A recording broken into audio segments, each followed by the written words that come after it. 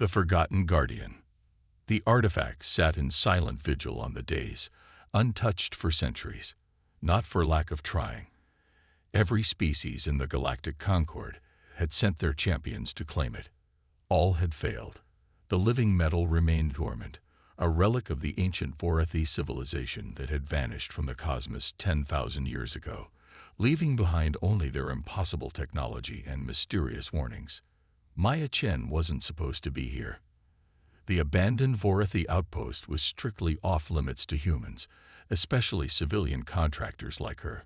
But when your deep space survey ship suffers catastrophic engine failure and the nearest official rescue beacon is 6 light-years away, survival trumps regulations. Systems check complete. Emergency power at 43%. Maya muttered to herself as she explored the outpost's dimly lit corridors. Her environment suit's headlamp cast long shadows across the sweeping alien architecture. Communication still dead. Life support stable for another 72 hours. 3 days wasn't enough. Not out here in the fringe, where ships might pass once a month if you were lucky. Her only hope was finding something useful in this abandoned station. Emergency beacons, functioning communication arrays, or even just power cells compatible with her ship's systems. Instead, she found the chamber. The massive circular room opened unexpectedly as she pressed her hand against what looked like a normal section of wall. The entrance rised open without sound, revealing a space that seemed impossible within the outpost's exterior dimensions. The ceiling rose at least 30 meters overhead, dominated by a crystalline dome that revealed the swirling nebula outside. But Maya barely noticed the stars. Her attention was fixed on what stood in the center of the room. It resembled armor, if armor could be liquid and solid simultaneously. The surface rippled occasionally with faint pulses of bluish light, like a heartbeat in slow motion. It stood upright on its own, with no visible supports, suspended a few centimeters above a circular platform inscribed with intricate geometric patterns. "What the hell are you?" Maya whispered, approaching cautiously. Her suit's scanner beeped softly as it attempted to analyze the object. The results that scrolled across her helmet display made no sense. Analysis inconclusive. Material composition unknown. Energy signature detected but unclassifiable. Caution advised. Maya circled the armor slowly. It was humanoid in design, with 2 arms, 2 legs, and a helmet that curved elegantly to form what might be a faceplate. She'd seen drawings of ancient Earth samurai armor that shared this aesthetic, functional yet somehow beautiful. "You're not Vorathi design, are you?" she murmured. Their tech was all about hard angles and symmetry. "You're different." She reached into her pack and pulled out her datapad, scrolling through the limited Sinorchaeology database she kept for survey missions. Nothing matched. Not Vorathi, not Krell, not any of the known ancient civilizations. A soft chime from her suit interrupted her thoughts. "Warning. Oxygen reserves at critical threshold. Return to vessel recommended." Maya sighed. She'd been so transfixed by the discovery, she'd forgotten to monitor her life support. Reluctantly, she prepared to leave, but as she turned, her eyes caught something carved into the base of the platform. Symbols she recognized. "That's impossible," she breathed, kneeling to examine them closer. "These are human. Proto-Indo-European script, at least 7,000 years old." The characters were weathered but unmistakable to someone who'd specialized in ancient human languages before switching to xenolinguistics. They formed a simple phrase, which Maya translated aloud. "The flame returns to its source." The moment the words left her lips, the chamber's ambient lighting shifted from the standard emergency blue to a warm amber glow. The armor on the dais pulsed once, brightly, like a flash of recognition. Maya stepped back instinctively. "I didn't touch anything." The armor pulsed again, more insistently. The liquid metal surface rippled as if disturbed by an unseen force. Then, incredibly, it turned, just the helmet portion, to face Maya directly. "Okay, that's definitely my cue to leave," Maya said, backing toward the entrance. But the door had sealed shut behind her without her noticing. She was trapped. The armor shifted again, this time extending one arm toward her in what seemed like an inviting gesture. Maya's training told her to avoid all contact with unknown alien artifacts. Her instincts screamed danger. But something else, something deeper, drew her forward like a gravitational pull. "This is a terrible idea," she muttered, even as she removed her glove and extended her bare hand toward the armor's outstretched arm. Their fingertips touched. The world exploded into light. Maya gasped as sensation flooded her consciousness. Not pain, but information, pure and overwhelming. Images, sounds, feelings, knowledge pouring into her mind faster than she could process. She tried to pull away but found herself frozen, locked in place as the armor began to flow, impossibly, up her arm like mercury climbing against gravity.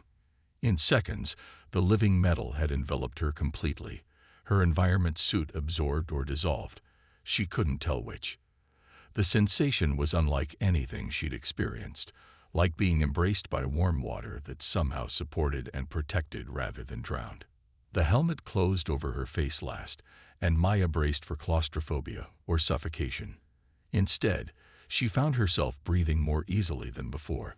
The HUD that appeared before her eyes was both alien and instantly comprehensible, showing environmental data, structural integrity, power levels far higher than anything human technology could achieve.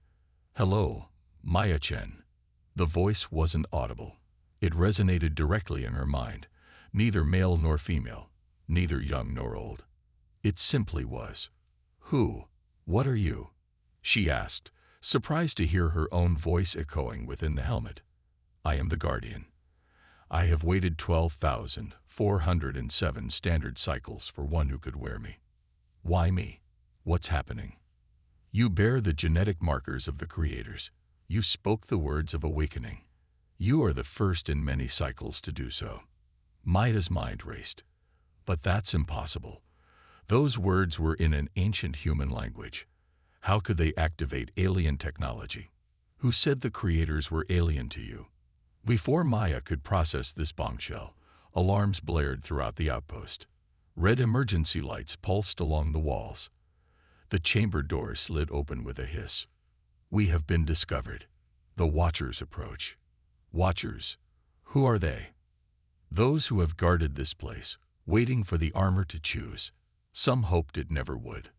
Through the doorway strode three figures in ornate armor of conventional design. Two hulking reptilians flanking a slender, silver-skinned being with 4 arms. Krell warriors and a Sylvani diplomat, Maya recognized, representatives of 2 of the most powerful species in the galactic concord. The Sylvani stepped forward, all 4 hands raised in what might have been calming gestures, or preparation to cast some kind of energy. The species was known for their innate psionic abilities. Human. The Sylvani's voice was melodious despite the tension evident in its posture. "You have touched what is forbidden. Release the relic at once." Maya felt the armor respond to her spike of fear, plates shifting and hardening. "I can't," she replied honestly. "It's bonded with me somehow." The Sylvani's luminous eyes widened. "Impossible. The mantle has rejected every champion for 6,000 years. It cannot have accepted a human. They fear what they do not understand. The armor, the Guardian, spoke in Maya's mind. They have tried for generations to claim me for themselves. They believe only the strongest, most advanced species could be worthy. What happens if I try to remove you?" Maya subvocalized. "You cannot. Not until the threat is vanquished or you fall in battle. We are one now." "Great, just great." The Krell warriors advanced, plasma weapons charging with an ominous whine. The larger one spoke, its voice like grinding stones. "Stand down, human. The relic comes with us to the High Council. Comply, and you may live." Maya raised her hands placatingly. "Look, I don't want any trouble. This was an accident. My ship crashed, and The smaller Krell fired without warning. A bolt of emerald energy streaked toward Maya's chest. She didn't have time to dodge. She didn't need to. The armor moved before she could think, one arm sweeping up at impossible speed. The energy bolt didn't bounce off or dissipate against a shield as she expected. Instead, the armor absorbed it completely, the liquid metal swirling with green light that traveled across its surface and down to its palm. "Return their greeting," the Guardian suggested, with what Maya could swear was amusement. "No," Maya shouted, both aloud and mentally. "No harm unless absolutely necessary." The armor paused, then released the absorbed energy harmlessly into the floor beside them, leaving a scorched patch on the immaculate surface. The aliens froze, clearly unprepared for this development. The Sylvani recovered first, backing away slowly. "The armor responds to your will," it observed, voice hushed with what sounded like awe. "It obeyed you." "I'm as surprised as you are," Maya admitted. "Look, can we just talk about this? I don't understand what's happening either." "We should leave now," the Guardian interrupted. "More are coming.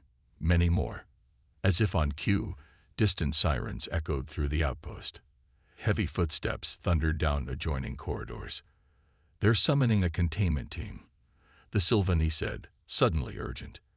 "If they capture you, they will study you until they understand how you activated the mantle. The process will not be pleasant." "Why are you telling me this?" Maya asked, suspicious. The Sylvani's four hands performed a complex gesture that Maya's new HUD identified as a sign of religious significance. "Because the prophecies speak of the mantle choosing its bearer when the great darkness returns," the alien replied. "If you are truly the chosen, then what comes next will determine the fate of all life in this galaxy." The Krell warriors looked at their companion with shock, then at Maya with renewed hostility. "Heresy," the larger one growled. "This is a malfunction, nothing more. The human must have triggered some failsafe." "We go now," the Guardian insisted, and this time Maya felt her body moving almost of its own accord, though not against her will, more like a dance partner gently leading. The armor propelled her forward with stunning speed, easily sidestepping the surprised Krell. As she passed the Sylvani, the four-armed alien pressed something into her hand. A small crystalline data shard.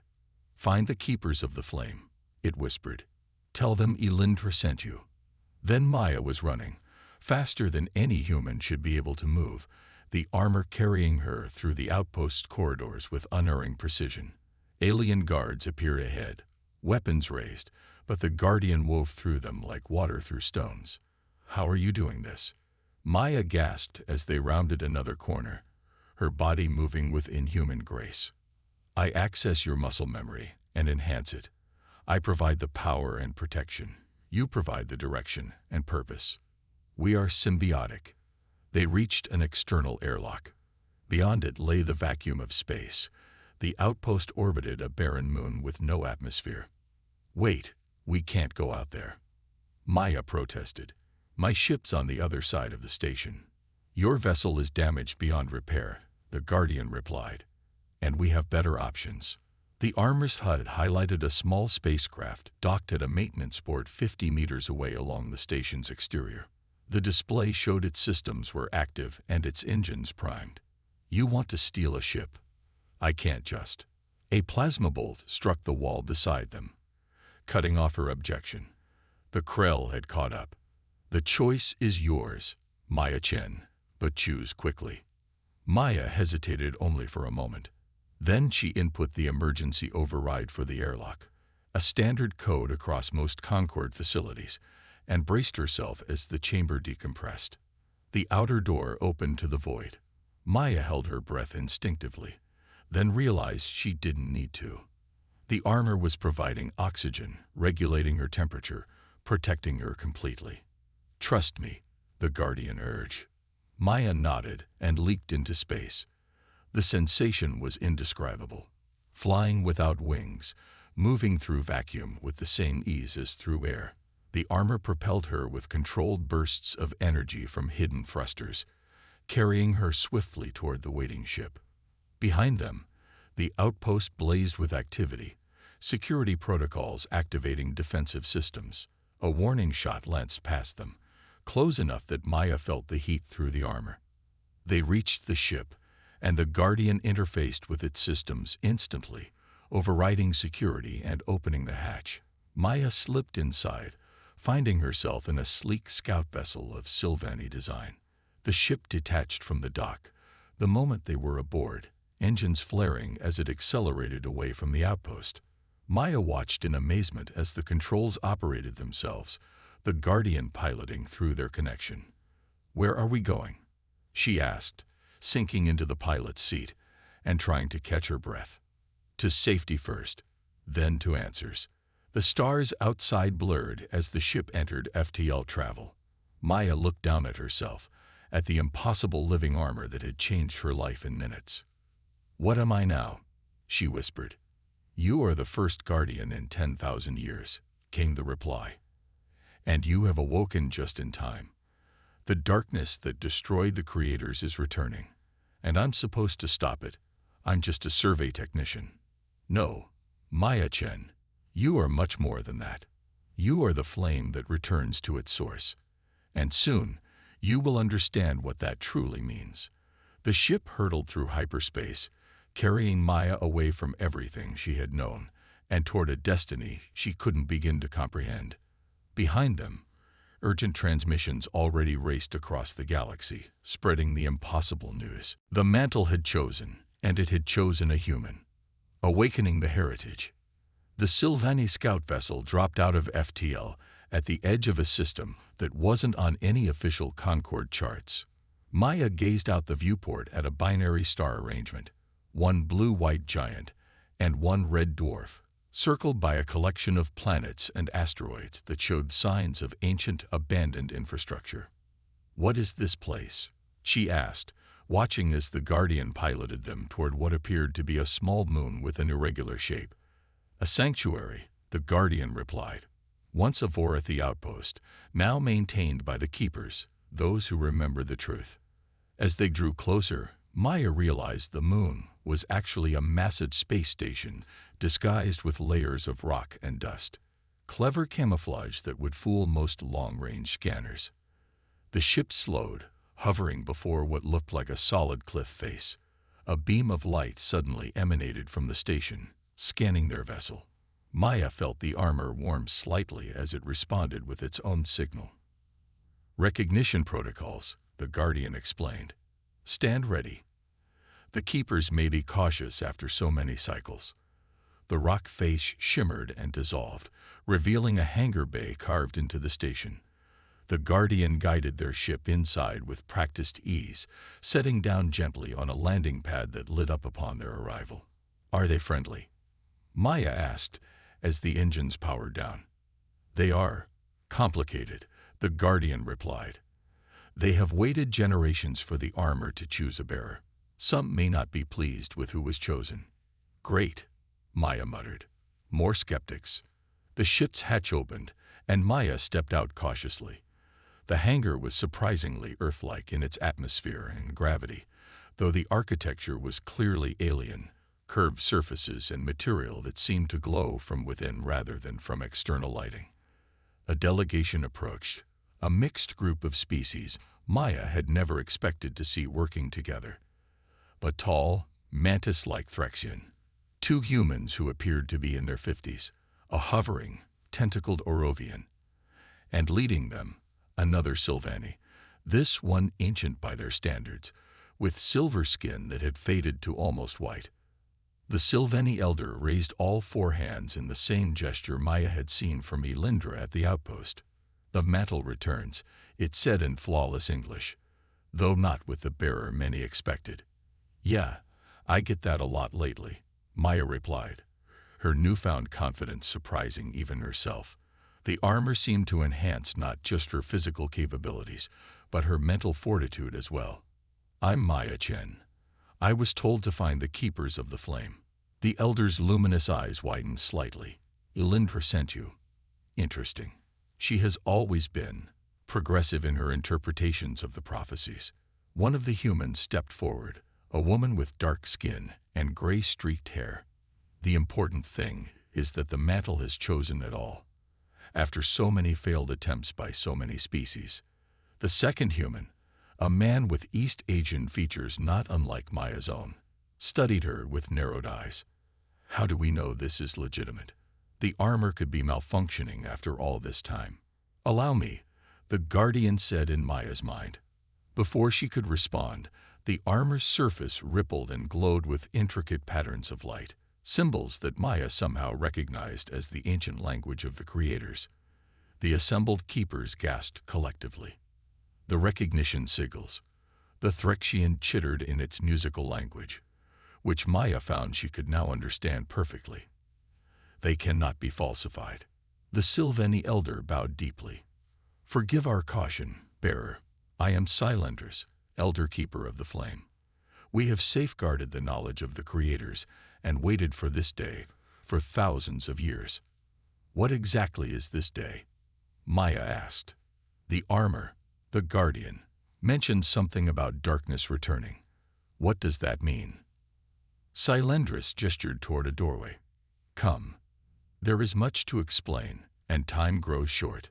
The group led Maya through corridors that seemed to shift subtly as they walked, adapting to their presence. They entered a chamber dominated by a massive holographic display showing the galaxy in exquisite detail. 50,000 years ago, Silendris began. A civilization existed that spanned much of the galaxy. They called themselves the Aeterni, though later species would know them as the creators or the ancients. The hologram zoomed in on various star systems, showing remnants of massive structures and technology far beyond current Concord capabilities. They were not a single species, but a collective of advanced civilizations who had transcended their biological limitations. They created wonders beyond our comprehension and brought peace to thousands of worlds. What happened to them? Maya asked, though she sensed the guardian already knew the answer. The female human keeper, who introduced herself as Dr. Helena Mbeki, took over the narrative. They encountered something from beyond the galactic barrier, she explained, directing the hologram to show the outer edge of the Milky Way, something that consumed light, energy, and life itself. They called it the Void. The hologram displayed a visual representation, a spreading darkness that engulfed star systems, leaving nothing behind. The Void wasn't alive in any way we understand, Dr. Mbeki continued. It was more like a cancer in the fabric of reality itself. It consumed everything it touched and grew stronger with each world it devoured. The Aeterni fought, the male keeper, Dr. Lai added. They created weapons of incredible power, including 7 suits of living armor, each bonded to their greatest champions. The Guardians, the armor whispered in Maya's mind. Yes, Silendris confirmed, as if hearing the Guardian's voice as well. The 7 Guardians led the final defense. They managed to push the Void back beyond the galactic barrier and seal it there, but at terrible cost.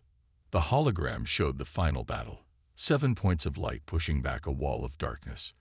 One by one, the lights winked out until only one remained, sealing the breach before flickering and falling back toward the galactic core. 6 Guardians fell, Silendris said solemnly. Only one survived to return, but the Aeterni civilization had been decimated. The survivors scattered throughout the galaxy, some retreating to hidden enclaves, others integrating with younger species, passing down their knowledge in fragments. Maya felt a chill. And now this Void is coming back. Silendris nodded gravely. Our instruments detected disruptions in the Barrier 3 standard years ago. The incursions have been small so far, contained to remote systems, but they are growing. The Concord doesn't know about this, Maya asked incredulously. Dr. Mbeki laughed without humor. The Concord suspects but prefers to believe it's just unusual stellar phenomena. The truth is too frightening, that there's an enemy no fleet can fight, no diplomacy can appease. What does this have to do with me? Why did the armor choose me specifically? Silendris and the human keepers exchanged looks. Show her, the Sylvani elder decided. Dr. Lai approached with a small device that looked like a medical scanner. May I? He asked, gesturing toward Maya's arm. She nodded, and the armor retracted slightly from her forearm, exposing her skin. Dr. Lai ran the scanner over it, and a holographic display of DNA appeared above the device. Early in their history, before they transcended their original forms, the Attorney were humanoid, Dr. Lai explained. When they realized they were losing the war against the Void, they enacted a contingency plan. They seeded specific genetic markers throughout promising young species across the galaxy, Dr. Mbiki continued.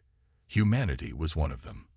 These markers were designed to remain dormant for thousands of generations, then activate when the Void began to return. Dr. Lai highlighted specific sequences in Maya's DNA. These are not natural human genetics. They're Attorney markers that have been waiting to express themselves. Maya stared at the display, trying to process what she was hearing. You're saying I'm part alien, that I have their DNA.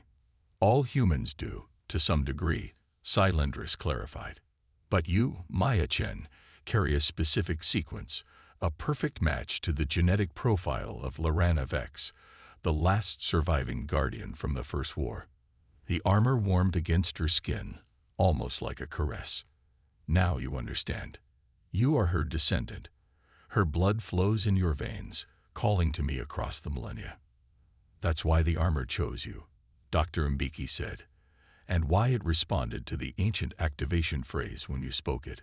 Maya's mind reeled with this revelation. She wasn't just randomly chosen. She was literally born for this. The weight of that destiny pressed down on her like a physical force. What am I supposed to do now? She asked.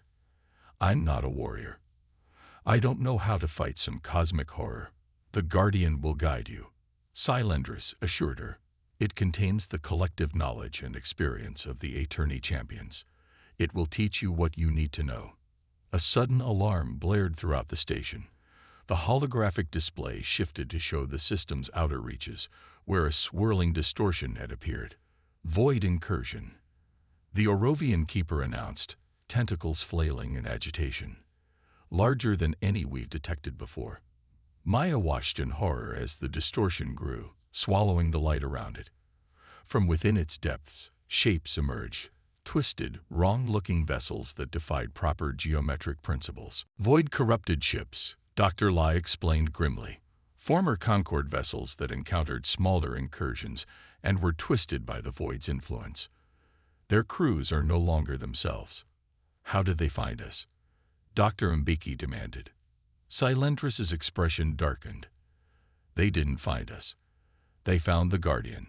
The armor's awakening created ripples in reality that the Void can sense. They're coming for me, Maya realized. For us, the Guardian corrected. They fear what we represent, the possibility of resistance. The station shuddered as defensive systems activated. Cylindris turned to Maya, eyes urgent. You must go. We can delay them, but the station was never meant for direct confrontation with Void forces. Go where? Maya asked. What am I supposed to do against that? She gestured at the approaching Void ships. Find the other Guardians, Cylindris said. The armor knows where they were hidden. I do, the Guardian confirmed in Maya's mind. But you said the other Guardians fell in battle. Maya protested. Their bearers fell, Dr. Mbiki clarified. The armors themselves were secured and hidden across the galaxy, waiting for new worthy bearers to be born with the right genetic markers.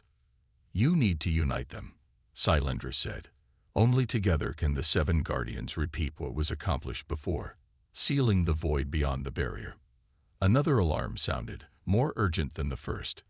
The holographic display showed the Void ships launching smaller craft, attack vessels heading directly for the station.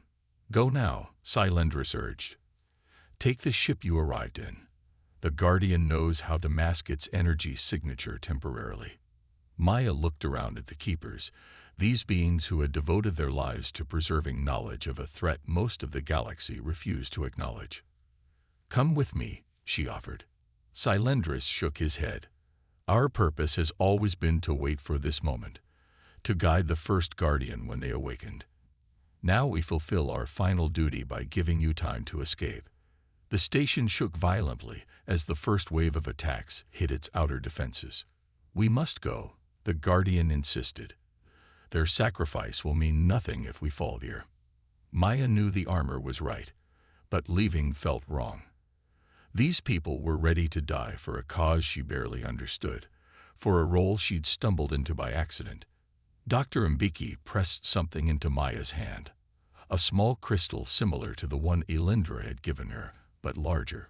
"The combined knowledge of the Keepers," she explained, "coordinates for the other armors, historical records of the First War, everything we know about the Void, and how to fight it." "I don't know if I can do this," Maya admitted, fear finally breaking through her facade of confidence.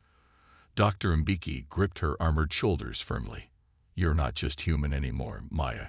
You're the descendant of Lorana Vex, the greatest of the Eterni champions. Her blood, her courage, her determination, they're all part of you now. They always have been." The station rocked again, emergency lights flashing as systems began to fail. "Now, Maya," the Guardian urged, "the path is clear to the hangar." With a final nod to the Keepers, Maya turned and ran, the armor enhancing her speed to a blur. She navigated the station's corridors effortlessly, the Guardian guiding her movements and identifying the most direct route. They reached the hangar just as the first breach alarm sounded. Void-corrupted troops had entered the station, former Concord soldiers now twisted into something no longer fully organic nor fully machine. Their movements were jerky yet purposeful, their eyes hollow voids of absolute darkness. One spotted Maya and raised a weapon that pulsed with sickly purple energy. "Let me," the Guardian said, and Maya felt control of her body shift slightly. The armor moved with fluid grace, dodging the corrupted energy blast and closing the distance to the attacker in seconds. One armored hand grasped the creature's weapon arm, crushing it with minimal effort. The other pressed against its chest, and Maya felt energy pulse from the armor, not harmful but cleansing. The corruption receded from the soldier like ink washing away, leaving behind a confused Threxian who collapsed unconsciously to the floor. "You can heal them?" Maya asked, amazed. "Some, those newly corrupted.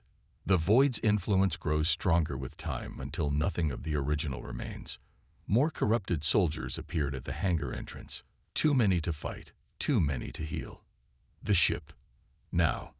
Maya sprinted for the Sylvani scout vessel, the armor boosting her leap so she cleared the distance in a single bound. The ship's systems activated at the Guardian's command, engines powering up instantly. As they lifted off, Maya watched through the viewport as the corrupted soldiers fired uselessly at their ship. Beyond them, she glimpsed Dr. Mbiki and the other Keepers fighting a desperate rearguard action to buy her time. The hangar doors opened, and their ship shot into space, accelerating rapidly away from the station. In orbit above, the Void ships moved to intercept, their twisted forms seeming to bend reality around them. "They're too fast," Maya observed, watching the tactical display.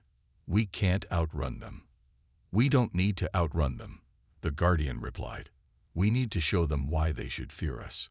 The armor interfaced more deeply with the ship's systems, redirecting power to weapons Maya hadn't even realized the scout vessel possessed.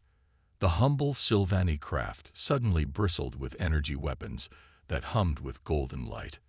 "What are you doing?" Maya asked as the Guardian turned their ship to face the oncoming Void vessels. "Awakening your heritage," the Guardian answered. The Eterni were not just builders and scientists. They were warriors when needed. That blood flows in you too. Maya felt knowledge flooding her mind. Combat tactics, weapon systems, strategic analysis, not forced upon her but offered, accessible if she chose to accept it. She did. Her hands moved to the ship's controls, working in perfect synchronization with the Guardian. The scout vessel danced between enemy fire, retaliating with precision blasts that tore through the corrupted ship's defenses. "This is impossible," Maya breathed as she watched herself pilot with skills she'd never learned. "How am I doing this?" "You are remembering, not learning," the Guardian explained. The attorney embedded more than just physical traits in their descendants. They embedded memory, muscle memory, combat instincts, piloting skills, all dormant until needed. A particularly large void ship moved to block their escape vector, its weapons charging with ominous energy. Together now, the Guardian guided. Feel the connection between the armor, the ship, and yourself. We are one system. Maya closed her eyes, sensing what the Guardian meant. The armor wasn't just a suit, it was an interface, a connection to something greater. She felt energy building within her, channeling through the armor, into the ship, focusing at its prow. Her eyes snapped open as golden light erupted from their vessel, cutting through the void ship like a spear through paper.